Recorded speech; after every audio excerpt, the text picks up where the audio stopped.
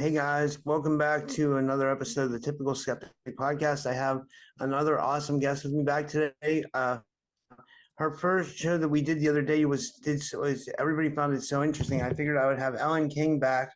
She's going to talk about some interesting stuff today, and really maybe we can answer some of your questions too. I'm going to pull this up on my phone. So, yeah, but Ellen's an artist. She's a podcaster. She works on movie sets, but she's also like an esoteric and occult researcher, and she puts a lot of energy into getting good research for you guys so we can like find out some of this really interesting information and the changes that are happening in our world. And yeah, and with all that said, I'd like to give her a big warm welcome to the show. Ellen, thanks so much for coming back on. How are you? Yes, hi Rob. Thanks for inviting me back again. So, Yeah, it was a little bit crazy trying to get this started, but it did work finally, right? no, that the tech is always my nemesis, and I think it's going to be all of humanity's nemesis very soon. What makes you think that? Do you think it's where we're heading? Yeah, well, the problem is we're not responsible enough. We're not spiritually aware enough. There's a lot of things, that we need to be more responsible with this tech, because this tech is very dangerous and it's in the wrong hands right now. And I would say that yes, it's beneficial for us to use the things that we have. I mean, tools, we always use tools for benefit in society for the most part. But when it is being funded by dark forces for a very insidious intent, that's another story. It's a whole nother ball game. And, you know, uh, I just keep encouraging people to look deeper into these connections with AI and the underworld, because I believe that all of these timelines of events around our world are about to merge into one timeline. And that's what we're, witnessing, all of this amplification of an agenda, with SpaceX and with all of Elon Musk's Starlink and Neuralink and all of these things. They are in a rush for a particular reason, to hurry up because of some sort of timeline thing, I guess. It's odd, they say that there's a 2030 agenda, and that, I believe that part of that agenda is to have us attached to their Borg beast system. And it's insidious. The whole thing, the whole plot and ploy against humanity is insidious. And fortunately, I'm coming across more people that are saying the same thing, because they're putting all of these dots together. And, hallelujah, because I thought I was the only one for the longest time, because I came to this conclusion about the underworld, or we're terraforming this plane for someone else's existence instead of our own, because we can't live in a poisoned world. It makes no sense that we're just not coming into our own senses and questioning what we are actually doing and for what purpose. So, I just encourage more people to just ask more questions and to truly start digging, because that's what I found, is that all of these different things, like what Jordan Maxwell was talking about, what Max Spears was like, I thought he was way out there for the longest time, but now I went back more recently and listened to his videos, and it just made absolute sense. So that's why it's important not to discount and just neglect anything that you come across as far as information on any level, because now the craziest things are coming true. That nightmare hall in Dulce Base, people are starting to talk about it, and people are catching these strange creatures on What camera. what is the Nightmare Hall in Dulce Base? But you have to refresh. So some of the audience members might not know. Well, I've only heard blips and mentions of this whole thing. And what I get a sense of about just in the words alone is that they are splicing genetics with heinous. They're creating monsters. It's like mail order monsters. There used to be a video game called Mail Order Monsters back in the day, and you could add these enhanced parts to your monster and battle with another, player to battle your monster. And that's basically what it is that, they're using genetics and altering all of the things that we have known up to this point. They're making chimera, and they are working to make, I am, under the speculation that they're making the old beasts again, like dragons and just all the chimera, manticore and centaurs, and they're working to make these things again. It's horrible when we've gotten the keys to the kingdom and we're working in a very heinous crime against humanity kind of way. Somebody needs to snatch the keys away from us, because that's what's happening. Yeah, what makes you think they're doing all those experiments on chimeras? Like, did you? I mean, like, Oh my goodness. You got to see some of this stuff. Just people alone are videoing out in the wilderness. They're just coming across these creatures. I have some of those videos up on my computer right now because I was just watching one while I was waiting for you. And a lot of the things, you can tell the difference between AI and the natural things that people are finding. There's a huge difference if you're still, in this realm of noticing the differences between artificially created images and videos as opposed to what the real videos are. And people are just around the world, they are capturing things that have never been seen before on camera. And I was just watching one where they caught a fish that looked like an elephant's head, and it had tusks and everything, and it was, what? you're looking at the back of it. I can do a share screen and show you some of this stuff. Yeah, wait. Let me give you a share screen. Hold on. Hopefully, because if I do it, my computer will go bad. Oh wait, that's share. Wait, Let me go find this video. I was just watching this. I'm not, I'm mildly entertained now, but at the same time, I'm appalled at what is actually happening around here, around the world today. It's just gotten too much. It's like, okay, somebody has got to put a lid on this somehow, some way. We don't have any laws in place that govern this kind of thing, genetic alterations. That's why it just seems to be going insane. Like they're just doing whatever they want. And, I don't agree with it, and I'm sure many people out here don't agree with it. But these are the things that people are capturing on a camera. Now, I'm going to go ahead and try to find this too. And there's a snake with a horn. All these different things. I'm going to turn the volume off on this video. yeah, because that'll hit a copyright. But Yeah, it's not even just that. I'm sure you could show some of this stuff because it's already on the internet. But at the same time, this is just a compilation of different images and videos that this person put together, of people finding the strangest things out in the jungle. There's this monkey rat thing, It's like, wow. let me see. So do I have share screen option? Yeah, you can share screen. Oh, there it is. I see. All right. I'm going to optimize the video clip here. Let me get some little boxes out of the way. Okay. So now this is some kind of creature. It's like a cross between a monkey and a rat. What the hell is that thing? Well, that's what I'm saying. Like, there's all these different creatures. Now, of course, there's some that are normal looking. Now, here comes the elephant fish, and this is the back of the fish. Look at this. There's no way is that real?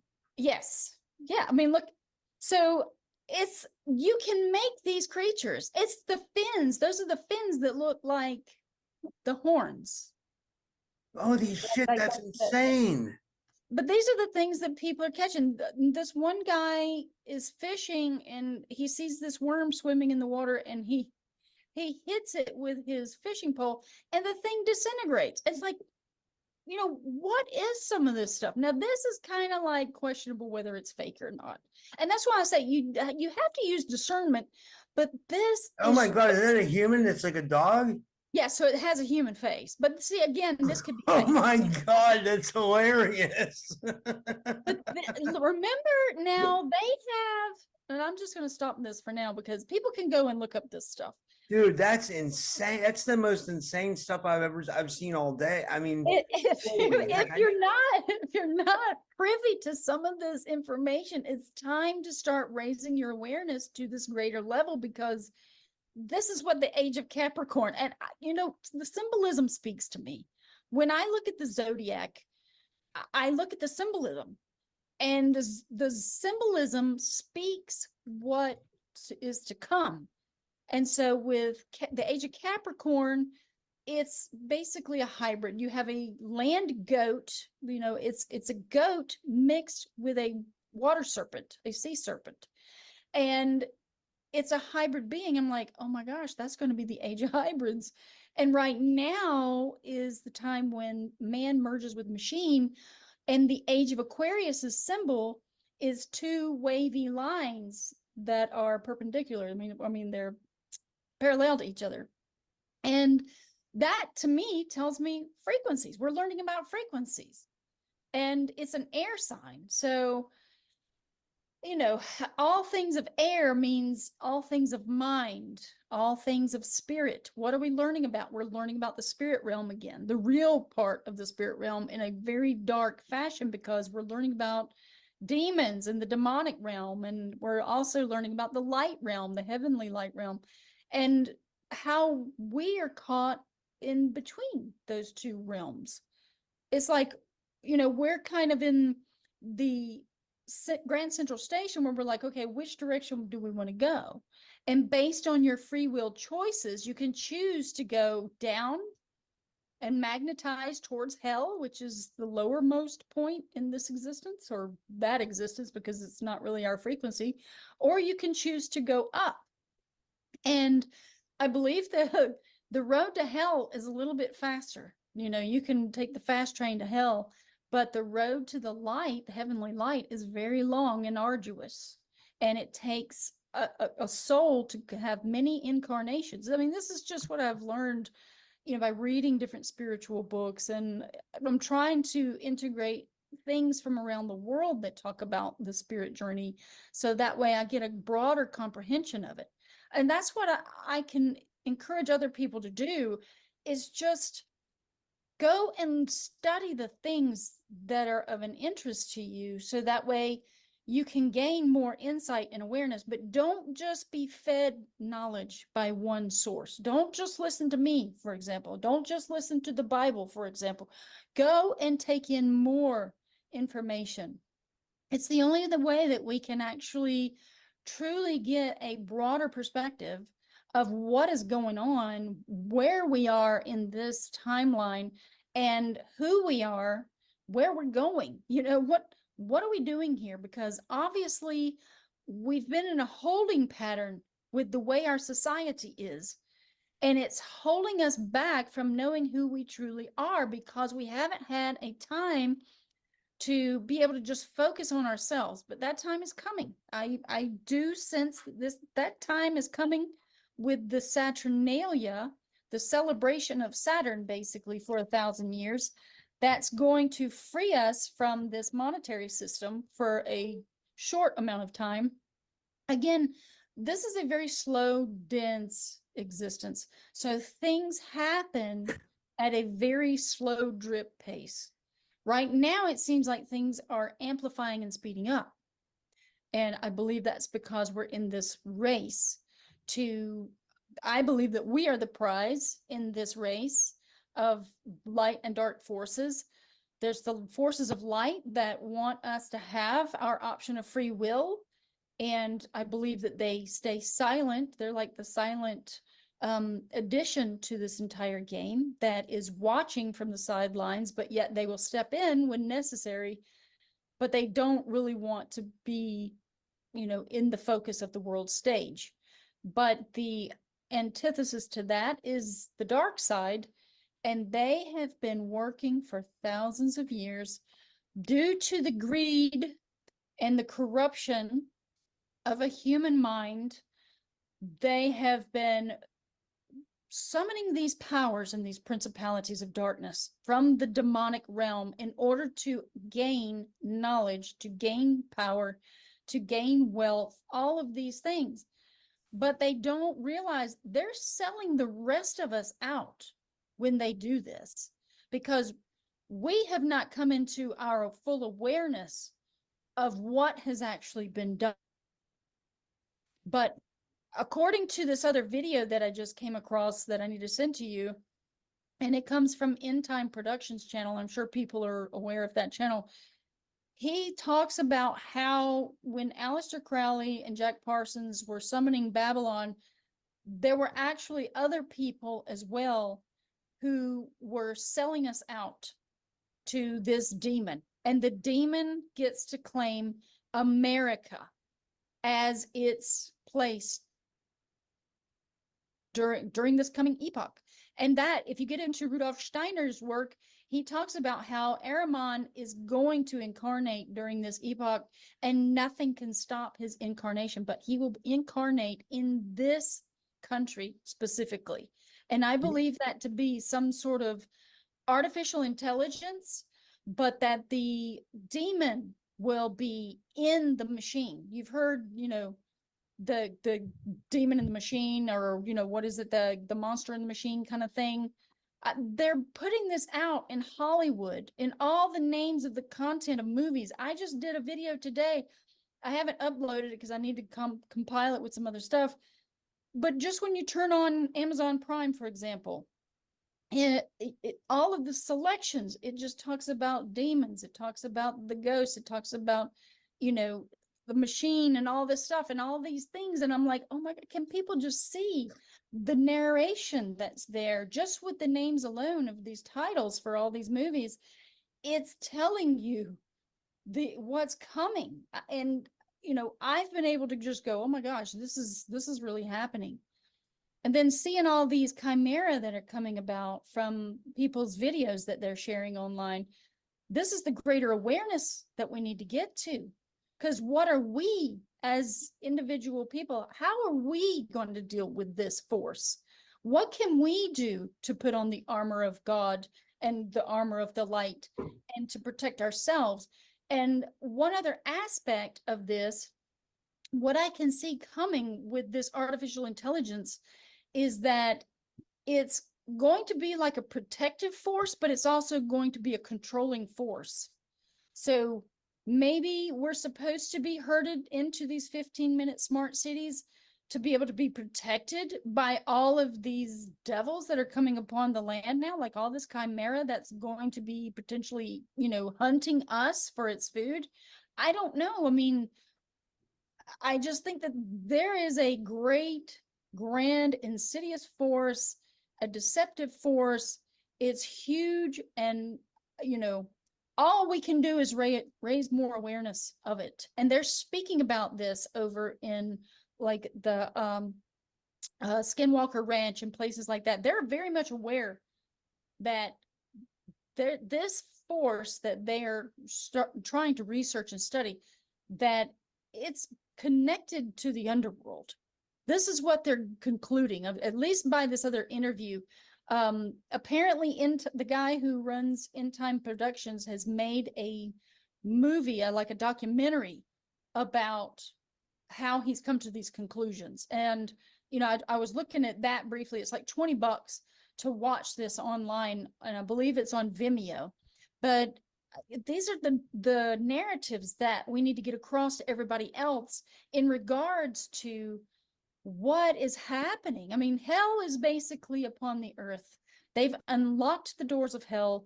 They're throwing out all of these denizens. They're going to be creatures that we will have to do battle with in the future. And I don't know how near that future's coming, but apparently they are working, tirelessly to create this force, like this massive army of different animals and creatures. And The dog man, for example, is another narrative that's only growing. It's not getting any smaller. There's more channels now than I've ever seen about the dog man, which is basically what they call the hellhound. And, you know, I imagine a lot of these tales out here are just like stories to tell people, but I also believe it's stories to try to condition people into what's coming. Now, our minds also help co-create that existence of those things. That's why, you know, when they talk about Navajo elders who don't like to mention these things, they don't want to give those things power. That's why they don't like talking about it. But at the same time, if it's already being done and we don't have awareness about it, what do we do when we actually come across something like that? Then it's like it's going to confuse us, and it's going to scare the daylights out of people. They're not going to know what to do. I would rather have knowledge of what to do about something that I, you know, might come across in the future. So I agree. I agree. And I think it's time we all wake up and we start like seeing it. One thing I'm going to ask you is how you explain is how how could you explain Saturn? Like you explained that we're in a realm and our realm is kind of controlled by Saturn. Like what do you mean by that? Like so is Saturn like do you feel like Saturn's like the producer of like this holographic reality, the Matrix or whatever, and it's projecting like or how does that work? So basically, when you're talking about Saturn, you're talking about an overlay, an energetic overlay. But as in all things, as within, so without, as above, so below, Saturn is a part of us, just as we are a part of it. And it is an energetic overlay, according to philosophers of old. Now, I believe that the philosophers of old, because they studied alchemy, when they talk about Aristotle, Plato, Ptolemy, Pythagoras, and all these people, they were alchemists. They were not just philosophers. I believe that this mainstream narrative wants to sort of hide that greater aspect of what they were truly into and what they were doing, because they were studying the laws and physics that govern our world. So everything of nature, they were studying it to its bare root form, and then we're learning about the cosmic laws and even greater knowledge. I mean, Paracelsus, for example, he actually contacted the sylphs, which are some of the air elementals. And this is something that they did not recommend that an average person try to do, because sylphs and other entities of this nature can be very, very dangerous. You have to know what you are doing. Apparently, he spoke to the sylphs or communicated with them for about 3 hours.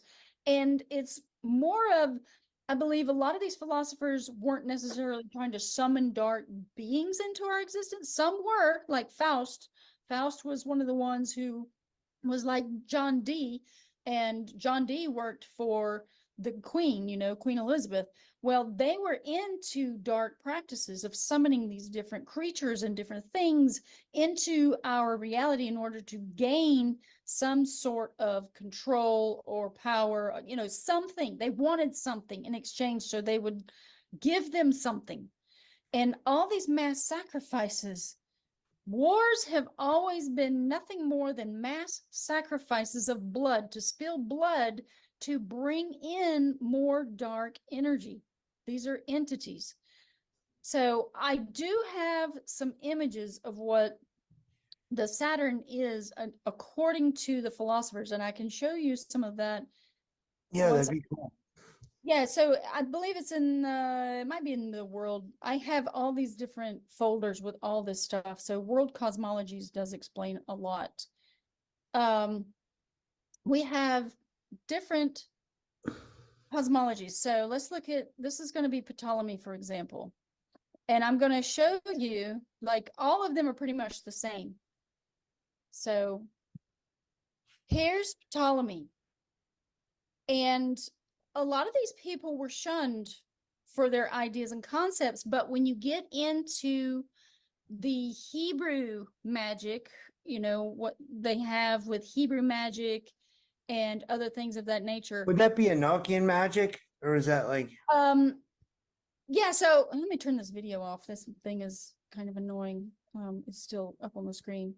So they were doing all kinds of magic. Now, Enochian magic, people have said that, you got to be careful with Enochian magic because they've had nothing but like entities kind of show up. This is what I've heard just in that realm, that the Enochian magic is actually like bringing in dark forces or dark Yeah, energy. it's supposed to be like the angelic magic, but it seems kind of dark though, Yes. And so is Hebrew, what they call Hebrew and Kabbalah. I caution people because of the sound frequencies that are there. It is different from the Celtic Golden Dawn sound frequency with the tree of life that they have. Completely different set of words. Yeah. So I think the words are the most important thing to note in any magical practice, any kind of sound. I don't do this kind of stuff. Like I'm just studying like very simple basic things, vocalizing like the days of the week, or that's a different tone that you can use, and these are just planets, so you can't really go too wrong with just doing some simple chants. Like Om, for example, is actually Saturn. That's the sound of Saturn when you go Om and you do that. So here it is right here. Look, so Saturn, you've heard that Saturn is the outermost, right? Yeah. Think of this like auric bands, like light bands, bands of light frequency. And if you're looking down into the center, you're looking down a funnel, essentially. So all these planets are actually inside Yes. Earth.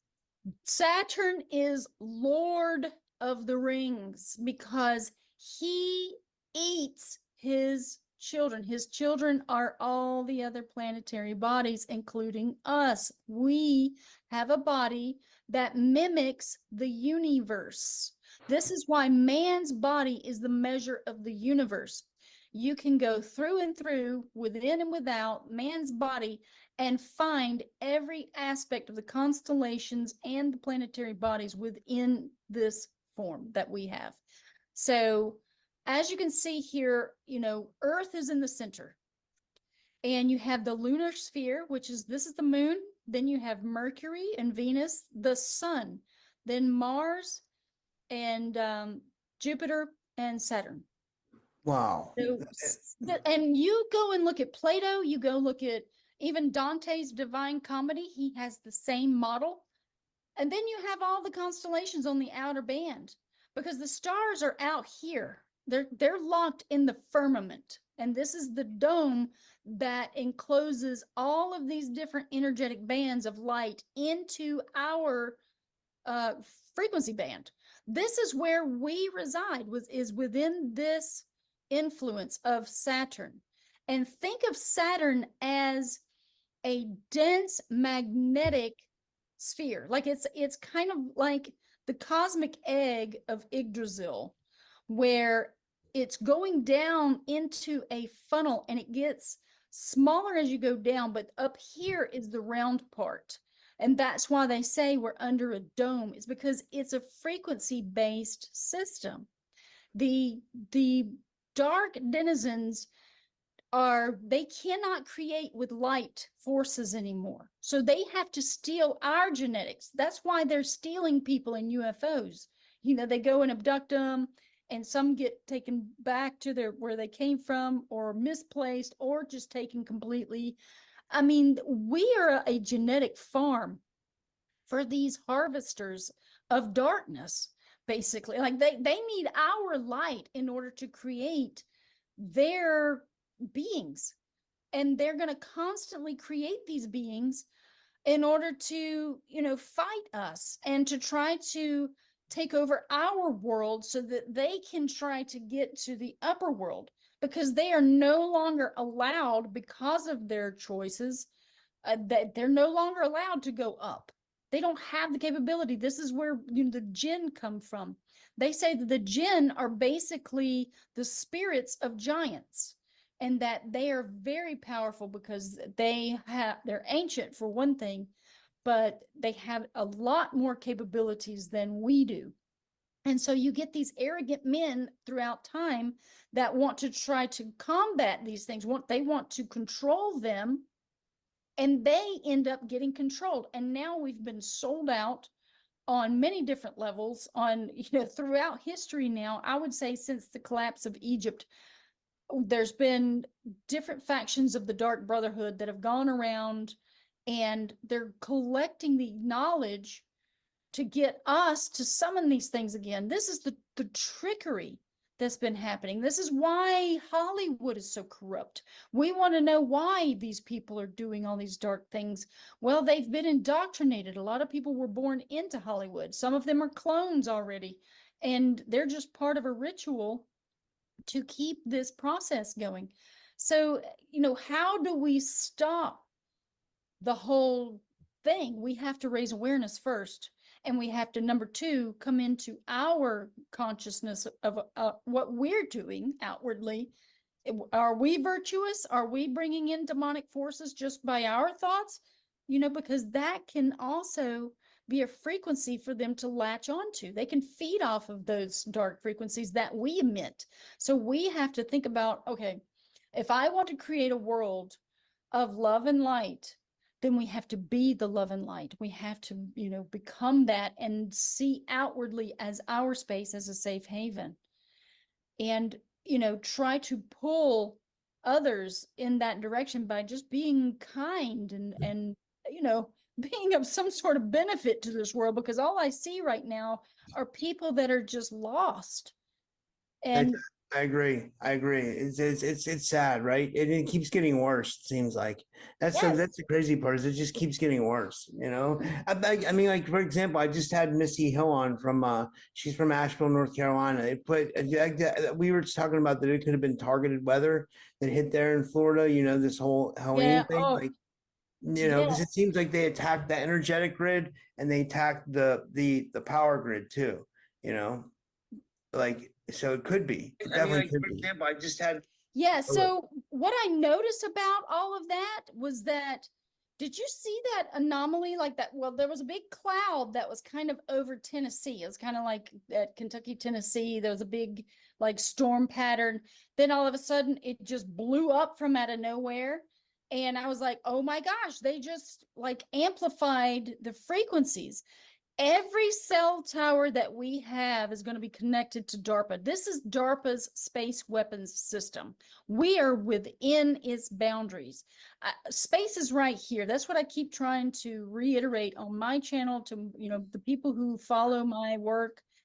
Space weapons and SpaceX and all of this. X is key energy. That's key. X, if you get into Greek, the Greek letters, it's chi. You get into Chinese, it's ki. I mean, it's all these different things. So X is always going to be a reference to us and our inner chi, the energy of Earth. It's Earth. Like even Planet X, they're creating Planet X. Look at how you have Gen X, you have the X-Men, you have X Factor, you have, all this different X, even I think Transformers or some of these movies out here also Triple X, with what's his name, all these things they're showing us, they're telling us X is number 10. It's numeral 10 in Roman numerals, which is a reset. So in nature, the numbers go 1 through 9 in gematria. You go 1 through 9, and once you get to 9, that's the ending, and you have to start back over at 1. So you go to 0, and then you go to 1 again. And that's what 10 is, because nature doesn't count beyond 9. And so when you get to 10, the X, it's a reset, but it also means key. Again, this is that duality of the Janus double-headed, figure that is out there. They speak in double speak, and we must learn this. Jordan Maxwell was one of my greatest teachers to show me, at least put my feet to the path of learning how to read symbols. And when you're looking at symbols, they mean multiple things, not just one thing. The pentagram, for example, is representing the human form, but it's also alchemy of the 4 elements, plus it's connected to spirit or ether. So, there's all these different meanings behind symbols. And there's strange things about Jordan Maxwell. Jordan Maxwell was born in Pensacola, Florida. So was I. Jordan Maxwell was involved with Hollywood. So am I. And then with all of the stuff, weird stuff, he said that he was always interested in the weird stuff. He didn't care about all that normal stuff. That's been me all my life. Is it something to do with where, you're born? I don't know. But there's just this weird connection that I had to the man, and I didn't have time to have him in an interview because I wanted to speak to that man so dearly. Like, it was one of my goals in life just to speak to Jordan Maxwell, and he passed 2 days before I called. I had gotten his phone number, and he had passed 2 days before, and I was like, I was horrified, because Yeah, he was one of he my was he was a great he was one of the best researchers we have. Losing him, like, especially like we needed him in a time like now, because he could probably decode a lot of stuff that's going on. He was really good at that. Like he seemed to know how to, like, just he could depict anything, and give you like a real meaning for it. He really knew the etymology of things. Yes. Yeah, and that's what I started doing too. I started going into etymology of words because you can just take a word and it can just be one thing. You can break it down into its parts and get a new meaning. Like with my Zeta Reticuli, I found out that it's a weaponized net. All these different things. I'm like, where did these words come from? Because they're new terms that have not been out here and been used before. But the word alien, for example, has been used for a very long time to describe people from other nations that, they go into another country and maybe, they're there illegally. Well, illegal is a corporate term. So is legal. It's a corporate term. What is corporate? Well, a corporation is a dead legal fiction, which means it's not real, which means it's fake, it's false, it's made up. The names are made up, and they are taking over our world right now. And we're helping to co-create that reality because of where we put our energy. Our money flows into the corporate body and the corporate entities, and it only helps them to thrive. We need to come into our consciousness about rerouting our energy and pouring our energy into each other and our own communities instead of trying to keep feeding this mass machine that is about to take over our world by sordid means, basically, because all of the corporate laws have now blanketed over our common laws, and we're abiding by these laws as if they pertain to us, and they do not pertain to living beings operating in a private capacity. And that's why, you can go to court and fight any traffic citation, any warrant for your arrest, all these things. And when the criminals find out, it's going to be like the Wild West, because they're going to have the keys to the kingdom, and everybody else is going to be running around trying to obey the law. There's no law that's governing us right now. So I believe that's why the military is about to take over. And again, the military is operating under corporate law. They're not under common law. Common law supersedes corporate law, which is maritime admiralty law of the sea. The people don't know the maxim of law. So, I encourage people to study that. There's people that are teaching this information online right now.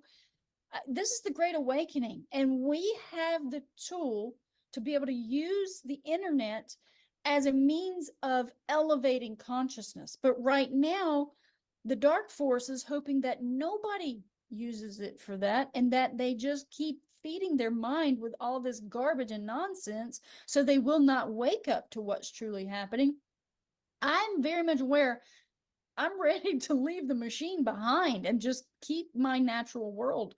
But I came here for a purpose, and I feel that purpose is for me talking to you, Rob, or anyone else out here who wishes to have this conversation, because I believe it's very important for us to share as much as we can. Whatever we find, we should be sharing it with everyone for free. Like, my channel's not monetized.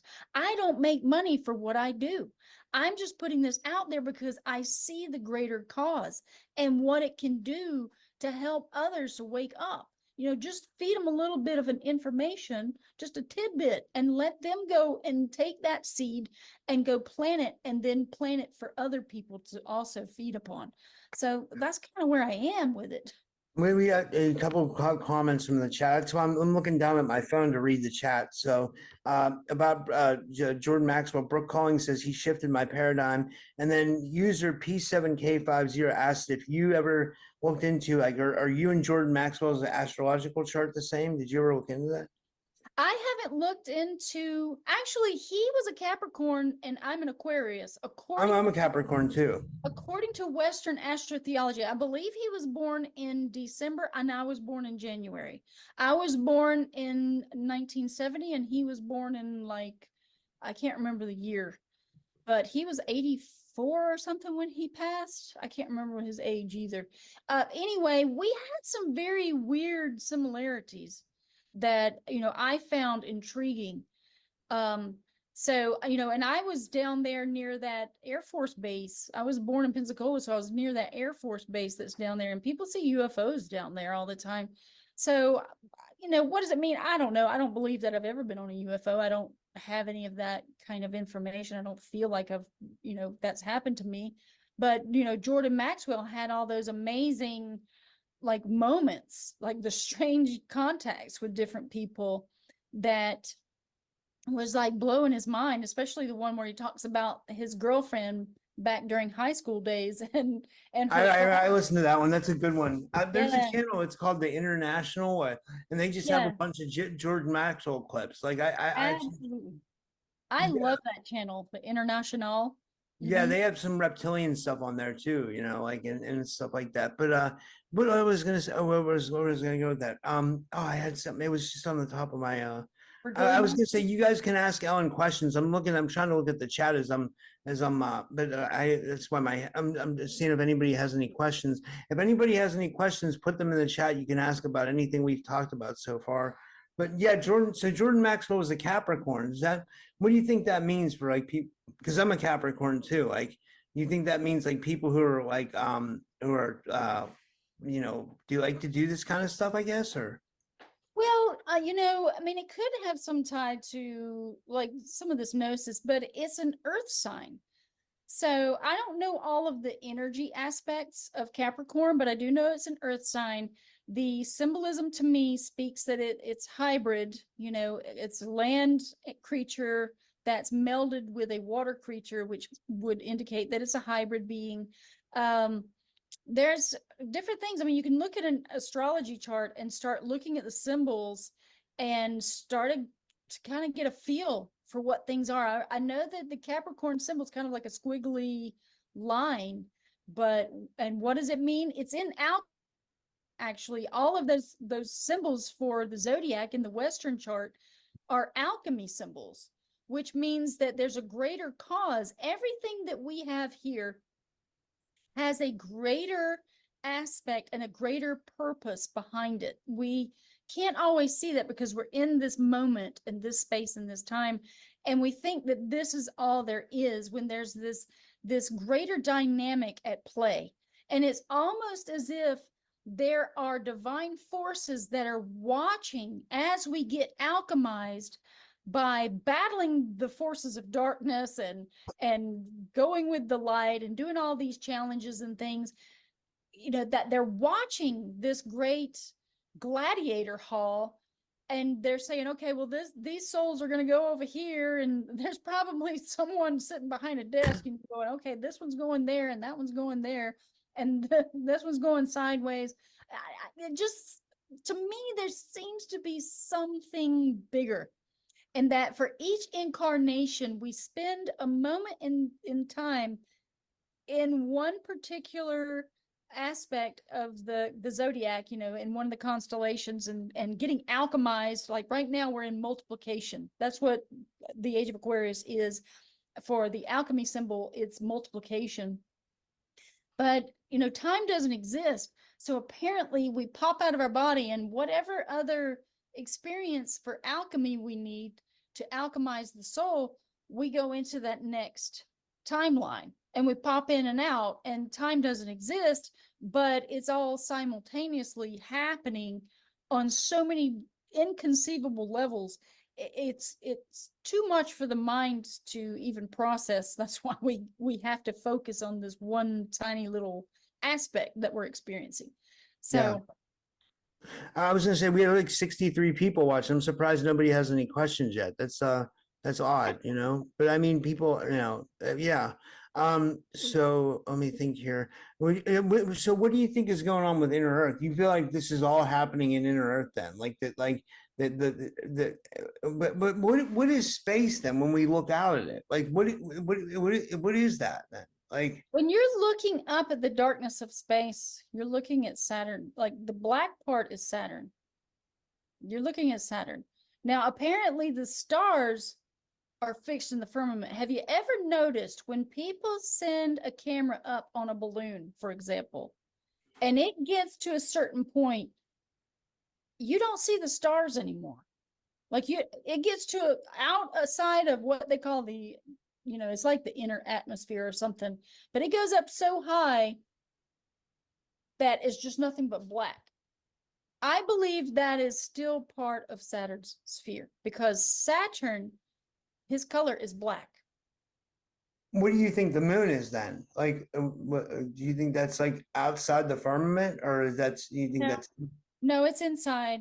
Like this, the sun. So the sun and the moon have been seen above in that plane of darkness.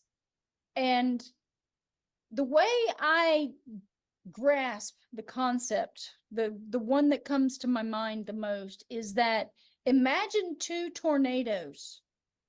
One is a funnel that's upright and has its point coming down, and the other one is going down, and the opening of the funnel is, down low, and that their vortices are overlapping. I believe the moon is part of that somehow, like that overlap. You have the sun that's caught in this spiraling motion, just like it's in a whirlpool. And you also have the moon that's caught in this motion like a whirlpool. Now, there's been people like Crow777 on his channel that have had that moon anomaly where there's like that weird jagged line. It's almost like it's a hologram of the moon as he's filming the moon, with his camera that can see very well. It's like this weird line that slowly goes up the moon. And so he concluded that the moon must be something is hiding something on the moon, or there must be something digital about it. But there's been other people who have said they mapped out the different land masses of Earth on the different formations, the darker formations of the moon. So it looks like a mirror image of our world. wow? And yeah, you should see some of this stuff. Like it overlays perfectly. And it looks like a flat plane though, because there's, this arrangement, kind of like, is it the World Economic Forum or one of those forums where they have the version of the flat earth as their, like, it's inside their facility and it's just there, and it looks like all the nations are laid out on a flat plane. Yeah, that's So, interesting. well, what I What get, that is? Yes, I don't know. Sorry, go ahead. Go ahead. no, what I was going to say, what I get a sense of with that even is that we're in the bullseye. This is why the bull symbolism is so like heavy in our society. We're in a bullseye, and the concentric rings that were known in Atlantis's day, those are the outer rings of the rest of the land masses that are in this existence that we don't know about, but there are other beings because people have spoken about them throughout time, about going to the lands beyond the poles and beyond the ice wall, and then that there's another layer of ice wall that's even beyond their lands. So there's like three concentric rings. And since we're in what is known as the great winter, we're in the iron winter for consciousness and for this existence right now. That's in one of the charts that I have, and I explained that in some of my other videos, that since we're in this iron winter, that winter is not only for the level of awareness for, all of mankind, but also the winter, it extends outwardly to all of those extra lands. So there's a cosmic winter, and then there's our seasonal winters. And then there's winters within, 20 to 80-year spans of time. There's all these different levels of seasonal changes. And this is what the alchemists were studying. That's why I say, if all of us had somewhere to go to study alchemy, which we can do this on our own if we take the time to do it online, you can study alchemy and you start noticing all of these different changes. Even your life, for example, your entire life begins in a golden spring, goes through a summer, goes through a fall, and goes into the winter phase when you get old and you're about to die. So, it has these cycles of time that can be sort of analyzed, and then you go, wow, then there's this greater aspect and a greater aspect, and where does it stop? Is it just for this realm of Saturn's time and space, or does it continue, outwardly into the grander design? Yeah, I wonder what's outside of this. If this is the way you're saying, if it's like a simulation, like it seems like it's like a simulated reality with a firmament. If it is that, what is outside of it, And are we all plugged in somehow, like Neo, or are we just like soul? I guess we're what would they say? We're souls, like we're energy inside this body, and then when this energy dies, it leaves this body and it goes somewhere, you know. And they said, we talked about this last time. They said the light's a trick and stuff like that, and like I don't know, like if we're in like a forced reincarnation cycle, like it seems like it though. It seems like you said, we're being farmed here. It's like once you figure out like the what's going on here, it's really crazy, you know. Yeah, and with these beings, these chimera, for example, that they're creating, how does the soul get placed into that vessel? That's another question. But again, we're They might talking not have about, souls. They might be like NPCs, but they're well, just non-player characters. That especially when you do an experiment like that, they could be cybernetic too. They could be, because they've been making clones. Or if you look into like a lot of the SSP stuff, that supposedly they've had this technology for a while, which I think it all relates. Even if we are in some kind of a simulation or whatever, I feel like people have really been somewhere. When they say they've been to like space, like they've been somewhere. It's just maybe they're not exactly where, like it, maybe it was underground or something or other, yeah. because they say they have the deep underground military bases down there. We know that, but I'd like to know like what else is down there. It's but where I was going with that, damn, I just lost my track of thought. The technology they have. So supposedly they have, already the ability to clone people. They have the ability, to make cybernetic stuff, robots, like that we're not. So it could be stuff like that, or it could be, something maybe they did with a 3D printer, like something they actually made a being out of a three. I mean, I don't know. That's a big stretch, but Yeah. like Actually, it's not a stretch. You know that they came out with an article about 3D printing human cells not too long ago. Like they could 3D print DNA basically. And when I heard that, I was so grateful that I didn't give my DNA to the 23andMe and all those other things. It was intriguing at first when I was like, nah, this is a trick. Something inside me said, no, they can do so many things with genetics.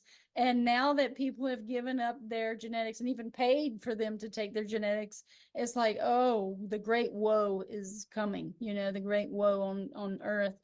I'm hoping that we get to be introduced to some of the ones who are on our side. They supposedly look like us. And this is what Jacques Vallée, was trying to kind of put out there, I guess, with his Passport to Magonia. I listened to his audio. that's a great book.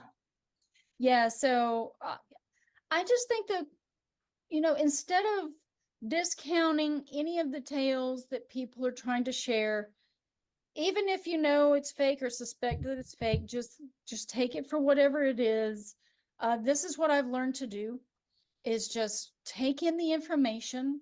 Don't poo-poo it. Don't attack somebody for being, ridiculous or whatever. Just take it in, keep moving. Because believe me, when I first heard about the reptilian narrative, I was like, oh Lord, no, this is the dumbest thing I've ever heard. But then, that was about 2015, but then information kept coming.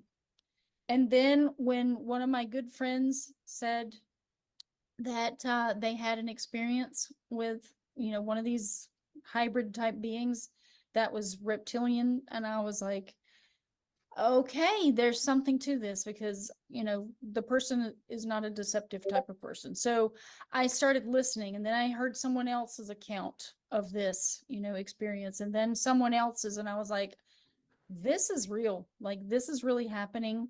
And we know about the different serpent tales around the world, about different serpent headed beings and saurons and saurians and all this stuff. They're real, and they've been trying to hide themselves apparently by getting people to think that it's some sort of hoax. And especially like if you mention reptilians in a video like this one, if we this goes up online, they'll put Wikipedia's, oh, like this is just conspiracy theorist stuff, and I'm like, that must be true, because if they have the time to just put that nonsense on your video, if they would just leave it alone, people would make their own conclusions. But when they put the Wikipedia, reptilians are just some sort of tale, it's like, oh, now it must be true. It's kind of ridiculous. I agree. I agree. They kind of give themselves away almost, right? Yes. Let me see. There was maybe a question here. Do you believe in the theory of NPCs? Do you think? What do you think about that? Well, I believe that what I'm starting to get a sense of is that maybe we were all cloned at one time, and this is probably one of the reasons why we have doppelgangers in this existence. And with the story of the Navajo and all of the traditional elders of native tribes around the world saying that the ant people helped, repopulate the earth, it kind of is suspicious now that there was a great world wipe of all the heinous crimes that, humans or otherwise, whatever was back during the age of Aries, whatever we were or whatever they were, that they were doing some really crazy stuff, and the world got wiped, reset, and that the denizens from the deep, they still want to try to achieve to get to the light. So what are they going to do? They're going to take whatever clone versions they have, and they're going to put them back out again. I mean, that's the only thing I can come up with, but they have these genetic labs underground. Where are we getting this technology? It's from alchemy.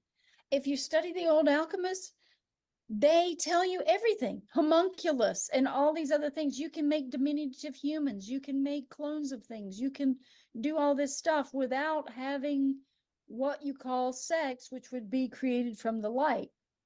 So, there's nothing new under the sun. We just have to try to relearn everything again, like grabbing on the myths and legends of old. That's going to be one of our greatest aspects that we have, is just, hey, go out and read your mythology, because I think you're going to need it in the future about, what we're dealing with and how it got here. And everything is speculation until it's not, which I believe that moment is coming, where all of these different narratives out here, they're merging right now. You can see they're starting to weave the tapestry of knowledge back together in regards to who we are, where we come from, where we are, what we're doing here, and who's in control of what we call reality. It's coming.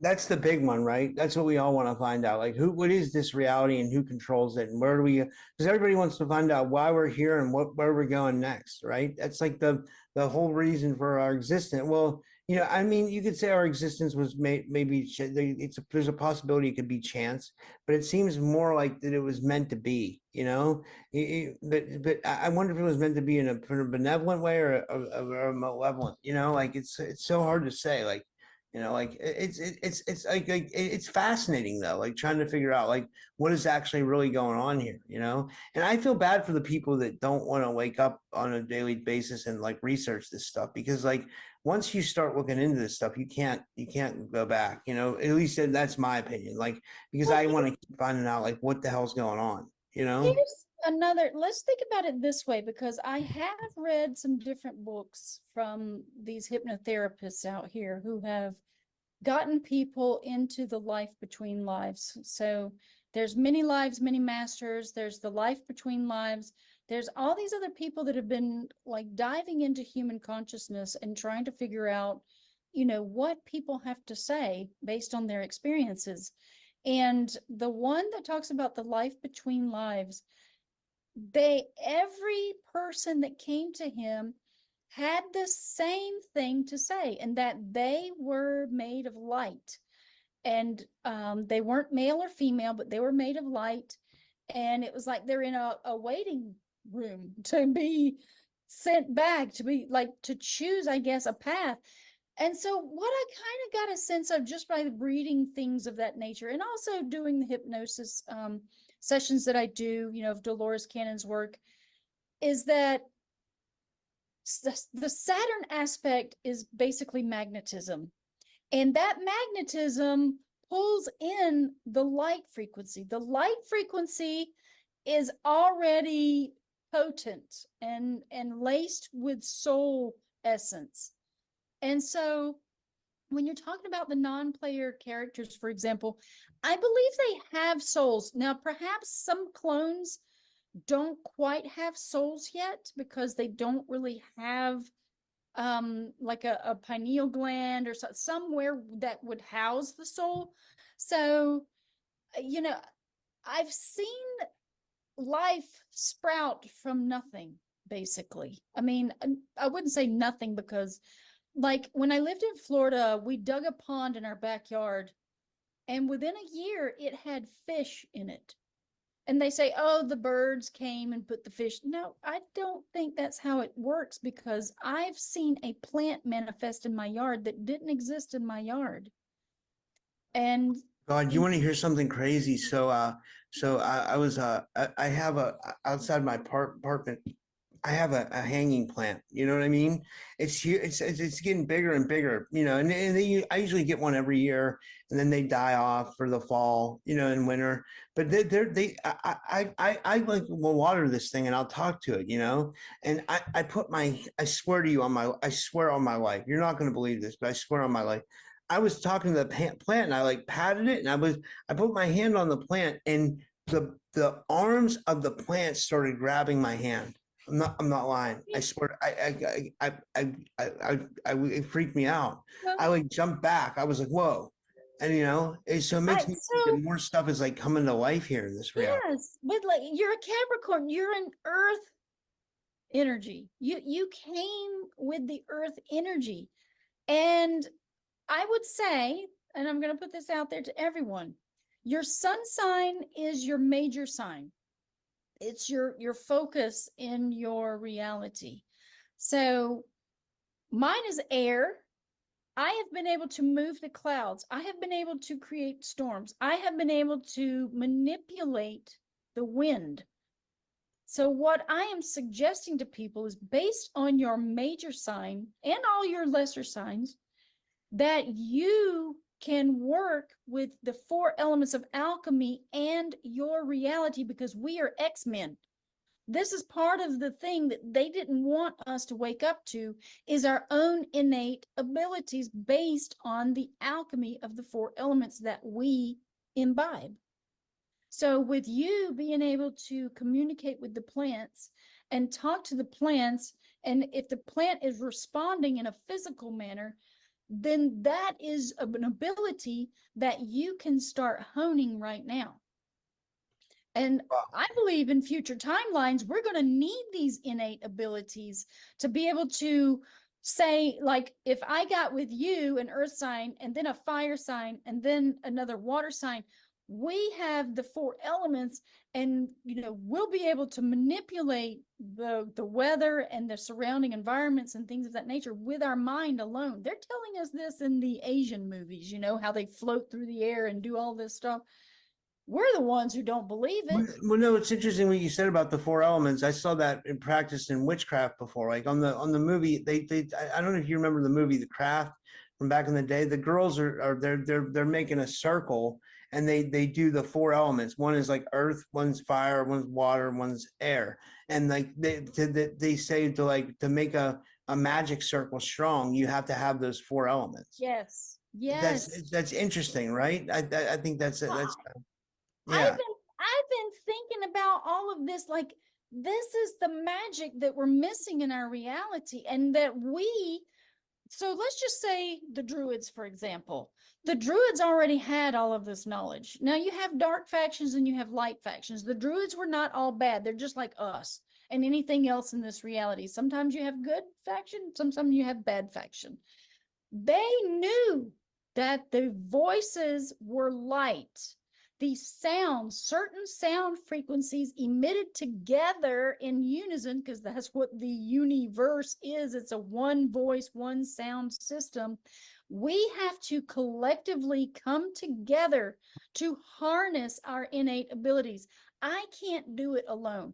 I can only do small little, fractional things with my surrounding environment.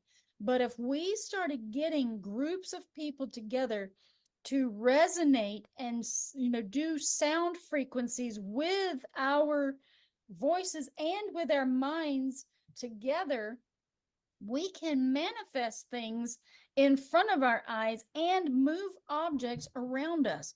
But it takes us focusing our thoughts together, because if you learn alchemy, you're going to learn that duality is everywhere. You have electric and magnetic. Your thoughts going outward are electric, and your listening, when you turn on your listening, it's magnetic and it's pulling in. So, this is just basic principle stuff. But then you get into Franz Barden's work and you start focusing and training your mind to focus on one thing, and you're breathing in the four elements of alchemy and then exhaling it. He's teaching you how to hone the magical practice that they're teaching over there in all of the Asian countries, how to be able to manipulate fire and water and air and earth. This is how it's done, but it takes hard work and hard focus. Just like building muscles in a gym, you have to use your mind and constantly work at something to become whatever that is. Yeah, we got a good question here. I was reading those. I can't. The reason why I can't have my screen up on the computer, because it'll say low resources and then it'll start cutting out. So I have the questions up on my phone. That's why I keep looking down here. This is from Emma the Cat and Friends. She says, question: when do you think the aging program will end or be different? She says, will it involve med beds or changes to the matrix or changes to our own consciousness? Now, one thing that I've noticed just with myself, I don't think about aging. Like, I don't feel old. And also with my health alone, I believe your mind can manipulate your own visage, your physical reality. I believe if you think yourself thin, you will be thin. If you think yourself young, you will be young. And I've seen this, just in small increments in my own life. But as far as the med bed thing, we are not ready for that. What they have as med beds right now are nothing but a falsehood. And I've reviewed med beds on my own channel. I have videos in regards to that based on my research, because I've been following that for a long time. There was a website called medbed.com that came out, and they had all of these, imaginary photos. And those photos were actually CGI images. Again, you gotta be aware of what they're selling your mind, because it's all trickery. So I had a friend who went to the med bed. The med bed was nothing more than a regular bed with some devices connected to it. You know, it was like, oh, look, it's got this thing and it's got these frequencies supposedly going through it. And she said that she laid on the bed for like 8 hours. And when she got up, she was like, oh, well, I think it did something good. But, I actually kind of felt tired. And I was like, sounds like it didn't do anything. But they were selling the person's mind all of these images from the movie Prometheus, because they had put up all these images on their website to say, oh, look at all this fancy imagery. This is what it's going to be like. No, no, no. I cautioned anybody that was running to a med bed because of where it's not in the hands of the right people right now. None of this technology is in the hands of the right people. Let's just put that out there. All the frequencies, all this stuff that we have right now, 5G is horrible. Why are cell phones bad? Because it's using magnetism. Magnets, they tell you magnets are dangerous. Just like the cell phone towers, they're using some type of electromagnetism. And depending on, what the rate of emanation is, depends on how strong that field is going to be. And that is dangerous.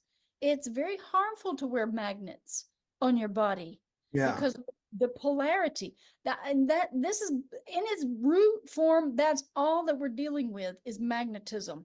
And it's harmful in certain states. So, again, be cautious of med beds, be cautious of new technology. I don't go running out for any of this stuff. Oh, look at this great product. Look at that. Do you even know what it's actually doing? No, you don't have any device that can register that. You can get an EMF meter that can, read the EMF ratings, and that's about it. But is it doing a beneficial thing? God only knows. And right now, I don't trust anything out here to be of a benefit. I trust nature. That's what I trust. That's a good point. That's a really good point. I didn't think about that. Yeah. Um, I'm looking at the comments. Joyful Jennifer says, I change what I think I feel do. And they say, I continue to purge and release and let it all go. Daily prayer, cutting back my power, calling back my power, she says. Calling, Yes. I like that. So she says, yeah, I changed and what I think, feel, and do and say, and I continue to purge and release and let go of all of it. Daily prayer, calling back my power. I like that. I think that's what we all need to do. Yeah, absolutely. So what the most powerful aspects that we have the sound of our voice. We have our imagination. Your imagination exists with your pineal gland. You can remember your thoughts of things you did yesterday, and you can pull up images in your mind's eye. That's all hypnosis is closing your eyes, remembering what you did yesterday, remembering what you did even farther back in time or in advance in time. That's all hypnosis is. People are afraid of those things, but using your imagination, when you close your eyes, you're closing off one of your senses, which means you have to focus only on your hearing and what is coming into your mind's eye.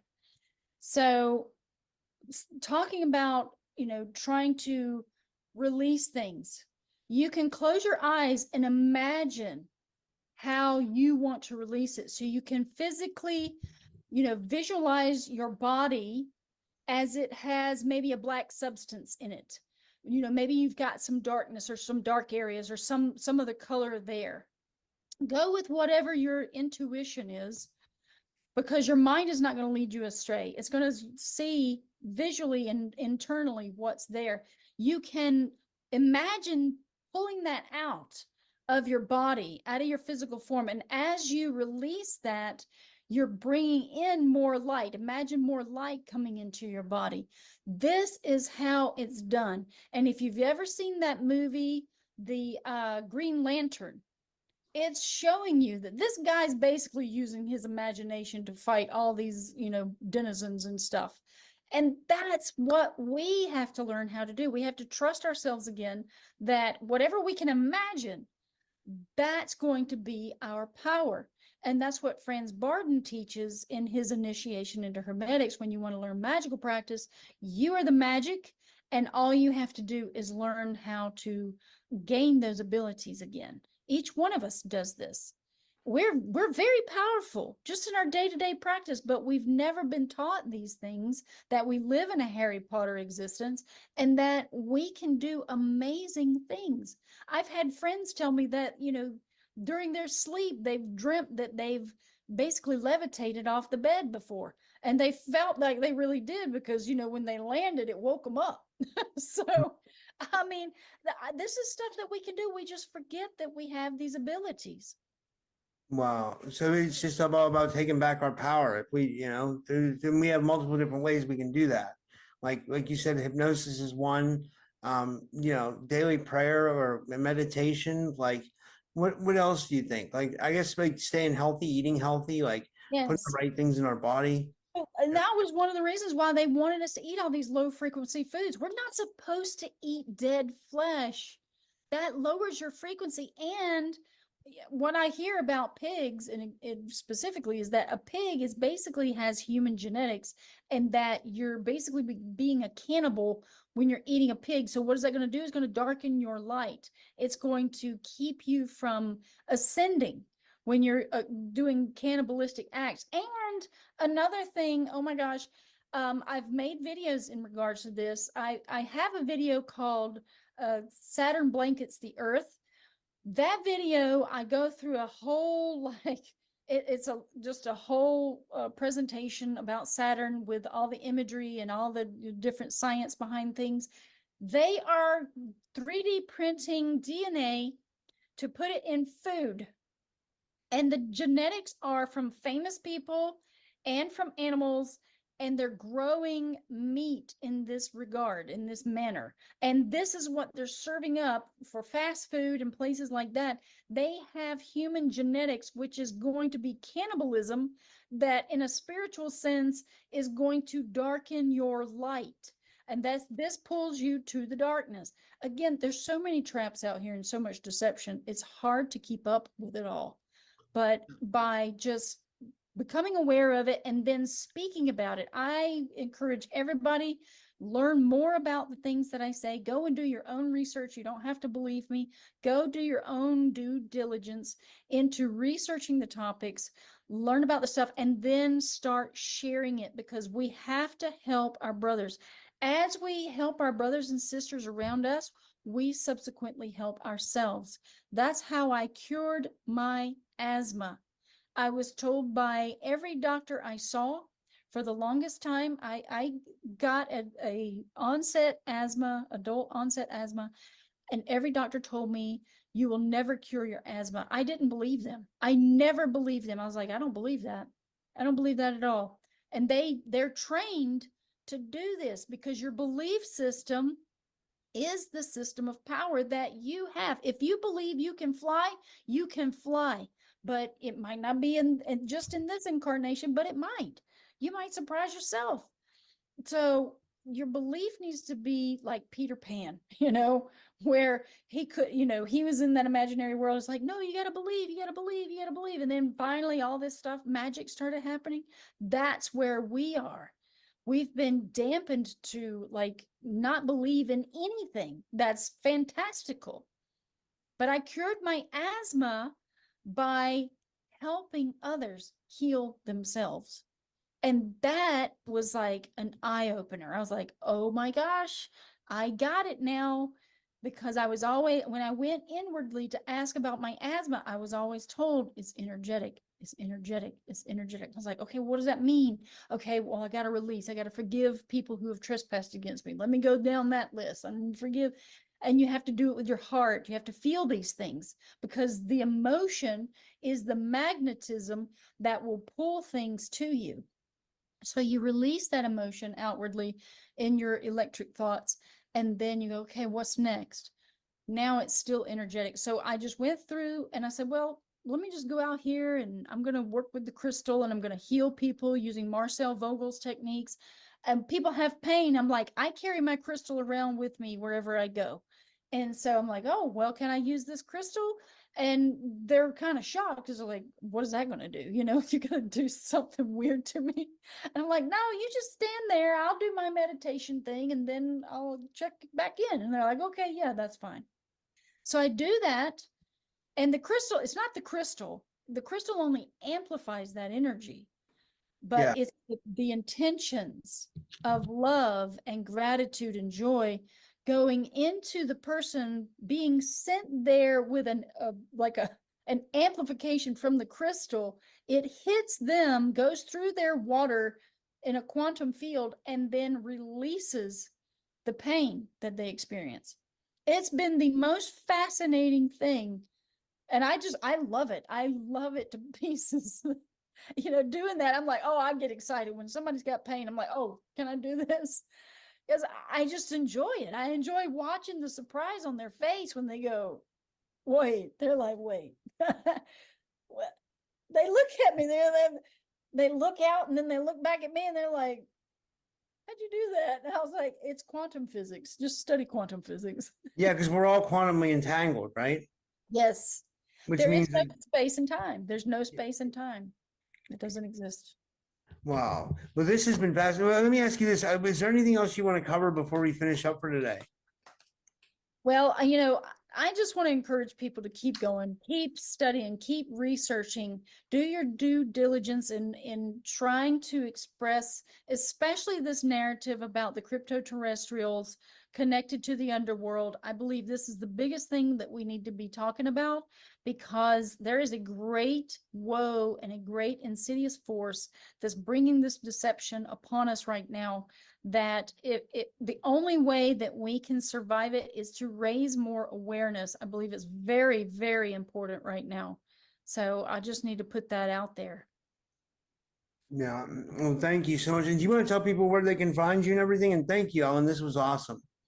Yeah, well, so I have Era of My Ways YouTube channel, and then I have my website, wellenbe.com, and also ellensart.com, which you can find some of those links on some of my videos on my channel. But you can also contact me at wellenbe, WELLENBE, at yahoo.com.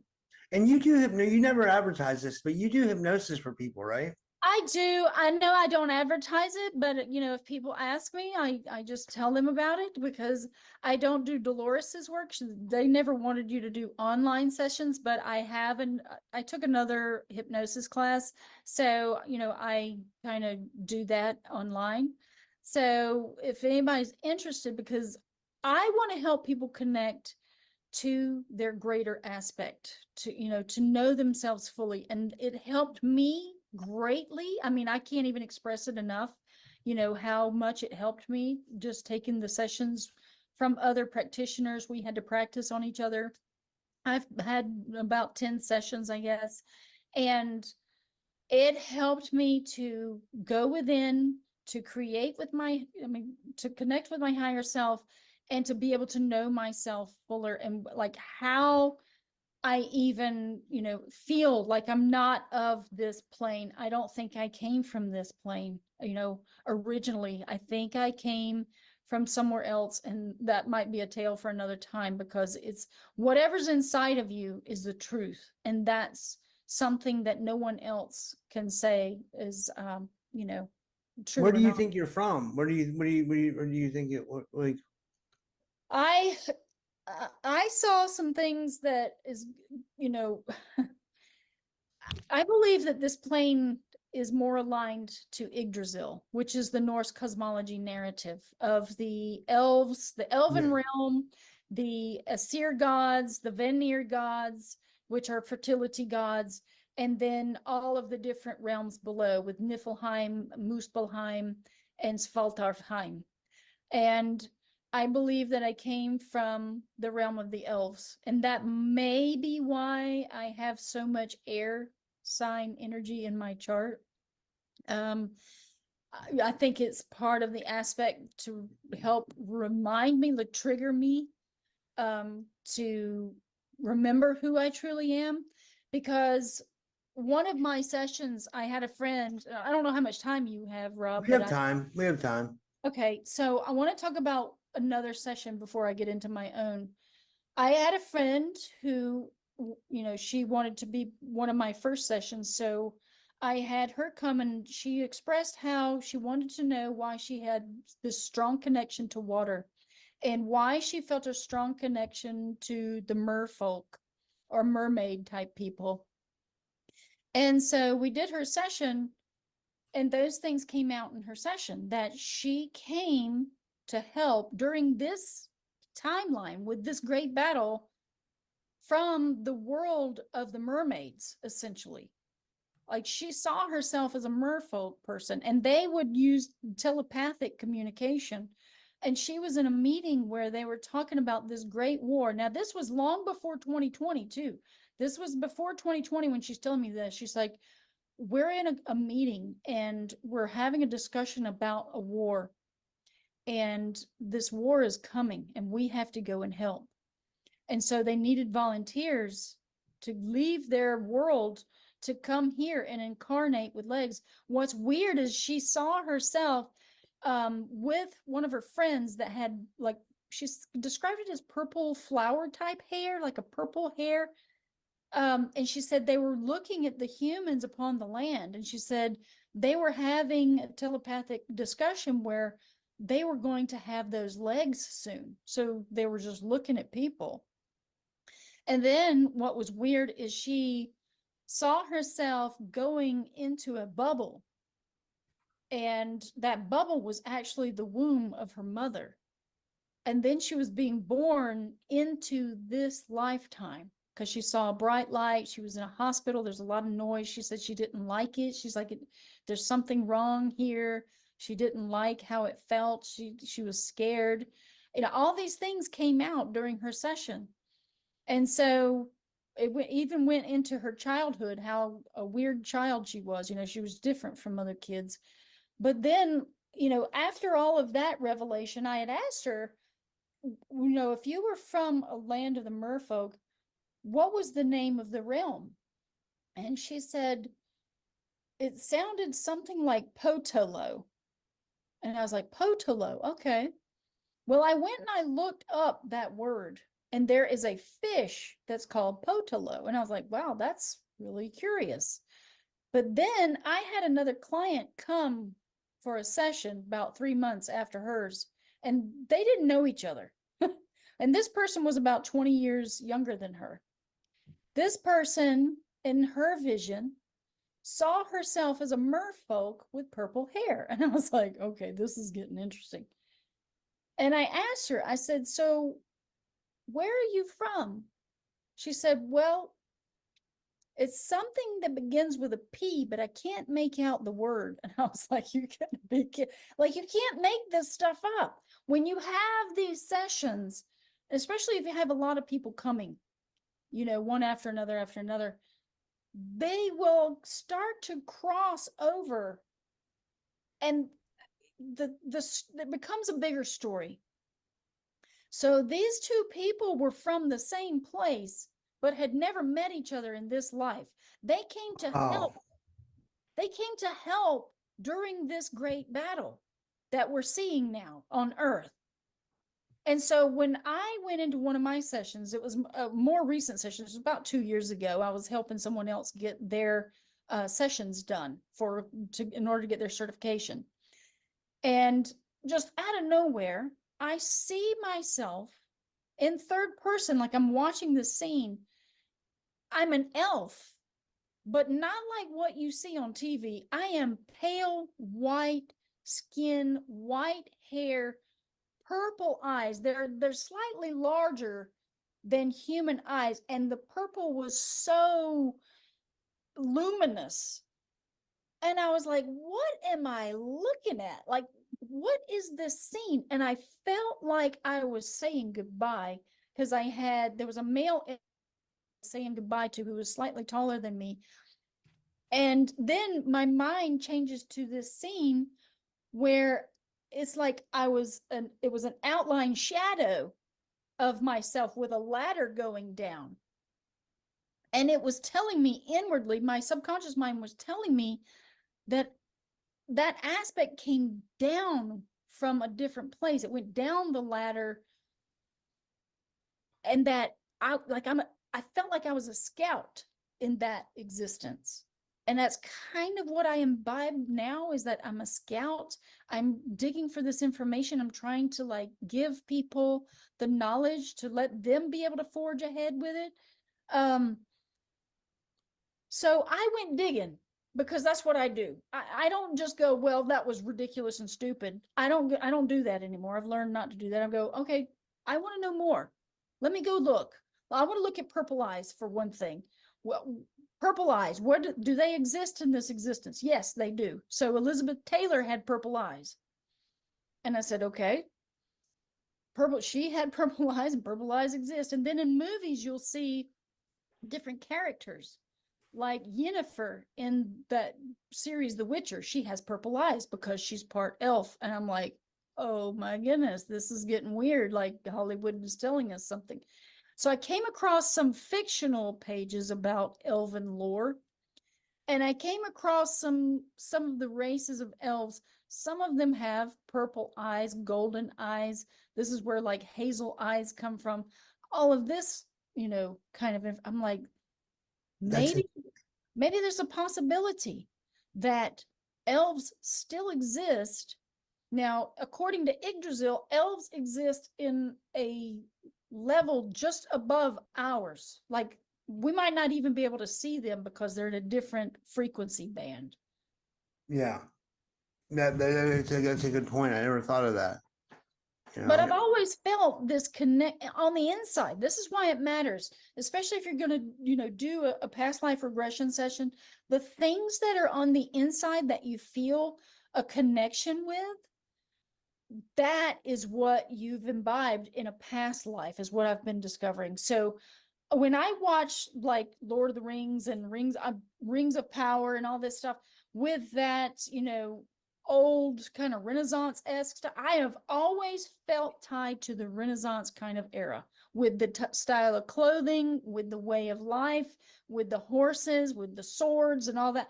Like that is what I feel. If I could go to that, I'd be there now, but I'm in this Saturnian realm. So I like Galadriel, the story of Galadriel on the Rings of Power that's on Amazon Prime, that's part of the Lord of the Rings series. I feel her countenance. Like I feel her desire. She wants to expose Sauron. She wants to go after Sauron. I'm like, that's me. Like I just want to expose this information and expose this dark force, shine more light on it, make more awareness happen, to just say, hey, look, just be aware of this. Let's do something about it. Let's brighten the atmosphere around us and bring our power back. I So agree. that's just me. So that's why I'm thinking, I'm like, well, maybe I was an elf. Maybe I did come to help. Yeah, I know it sounds fanciful and crazy to some people that, haven't really had these experiences, but I've had strange occurrences that have awakened my senses to other possibilities in this existence, that not everything is as it seems. I agree. I agree 100%. Yeah, I agree. Wow. Well, we went a little bit over. This was so much fun though, honestly. This was awesome. We have 74 people watching. So, that's a decent crowd. I mean, it's not as big as some channels, but it's still pretty good. So if there's anything you wanted to say before we go, or yeah, whatever you have the floor, final words or anything like that.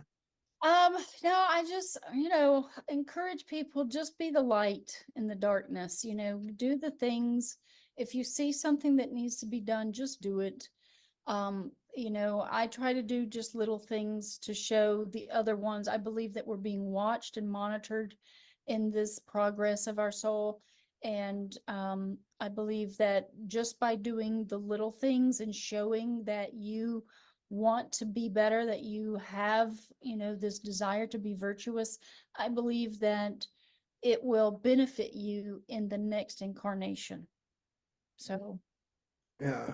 Well, thank you so much, Ellen, and thank you guys for and thank you guys for tuning. This was an awesome show. I thought this was like amazing. So thank you so much. I had so much fun. yeah, no, it's always good to talk to you, Rob. So it's always fun. I enjoy Yeah. All right. Well, thanks, guys.